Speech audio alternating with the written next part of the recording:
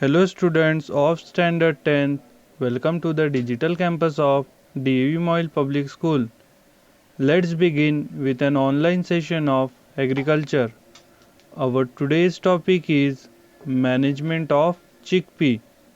In the management skills of Caesar Erinitum L, we are going to discuss about nutrition management, water management, weed management, disease management, pest management, along with that harvesting, threshing and yielding of the chickpea crops. First one is nutrition management.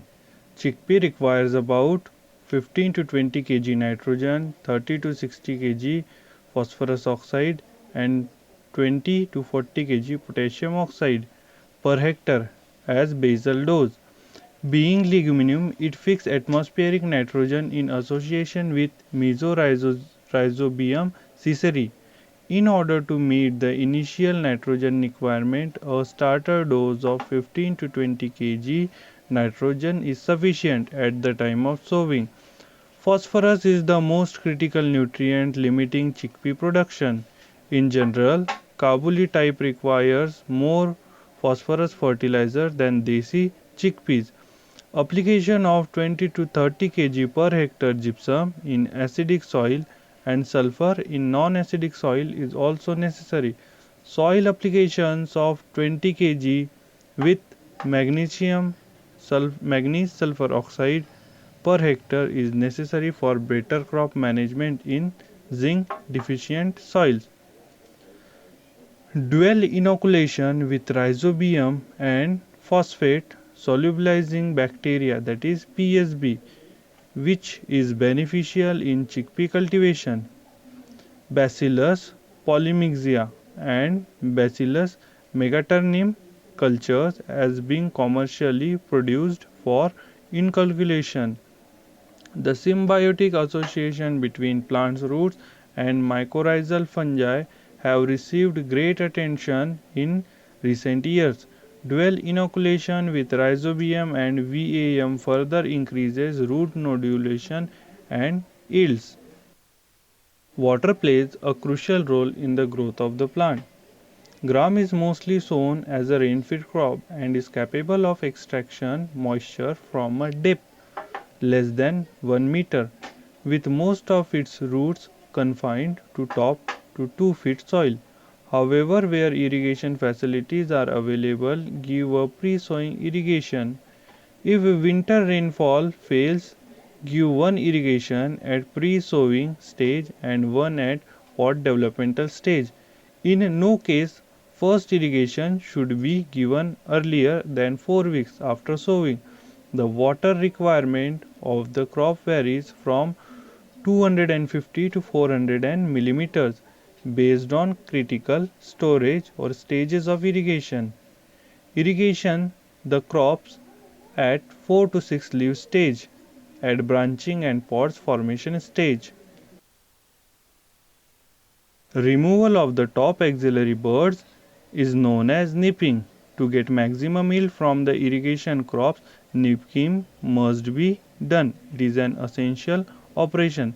In this process, the apical buds of the crop is plucked when the plant get height of 15 to 20 cm, that is 50 days after sowing.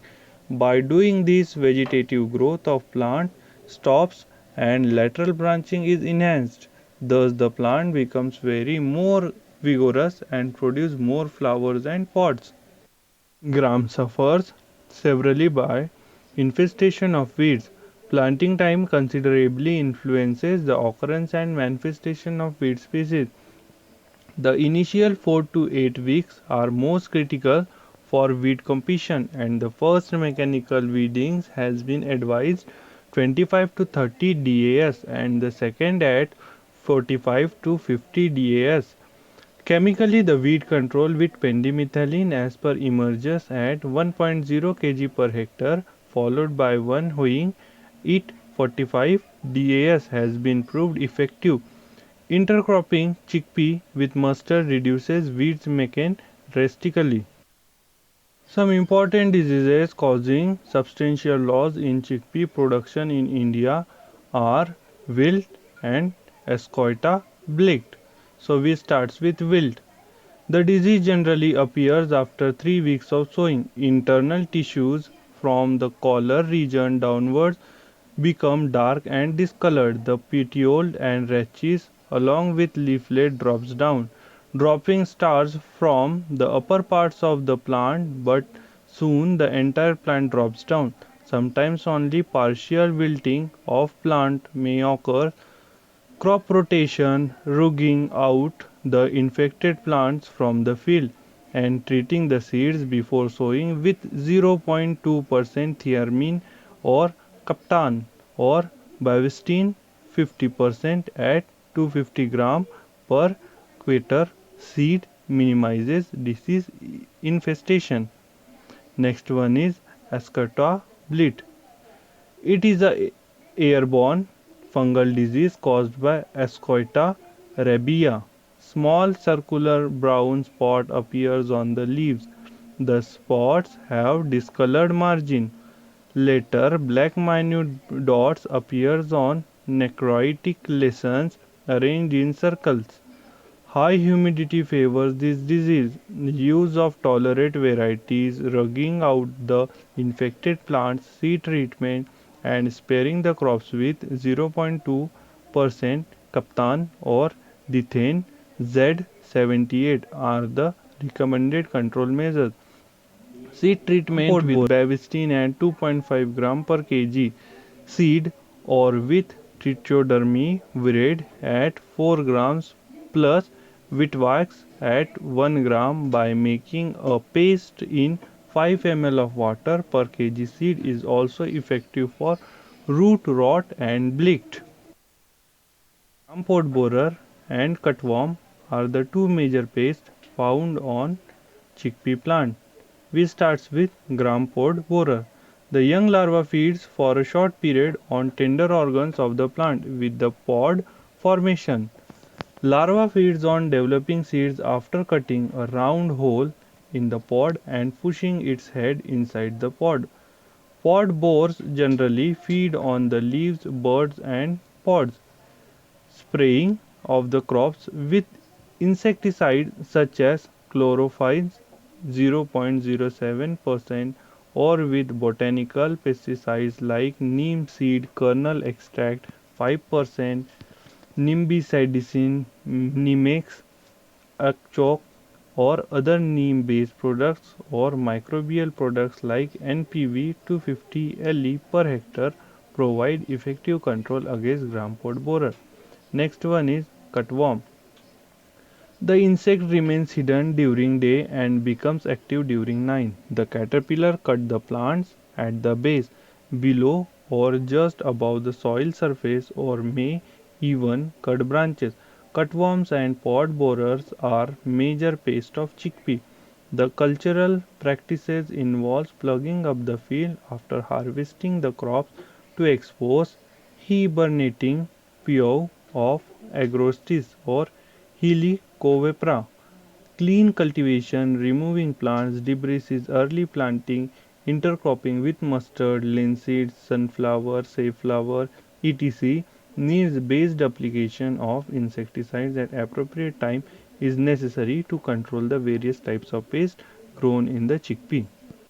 In North Indian plains, crop matures in 150 to 160 days, whereas in Central and South zone, crops matures in 120 to 125 days. Crops become ready for harvest when leaves turns reddish brown and start shedding. Plants are either plucked out by hands or cut with sickle. The crops is allowed to dry in sun and on threshing floor in about 5 to 6 days. Therefore, threshing is done either by beating the plant with stick or by stamping under the feet of bullocks. A well-managed desi chickpea yields about 20 to 25 grams per hectare grain, while Kabuli type yields 20 to 30 per hectare under irrigation condition. Under rain-fed condition, the crops yield 30 to 35% of that of irrigation crops. Now it's time to check your knowledge about today's topic. Here are some questions as your assignment. I hope you understand today's topic. We again meet with new video.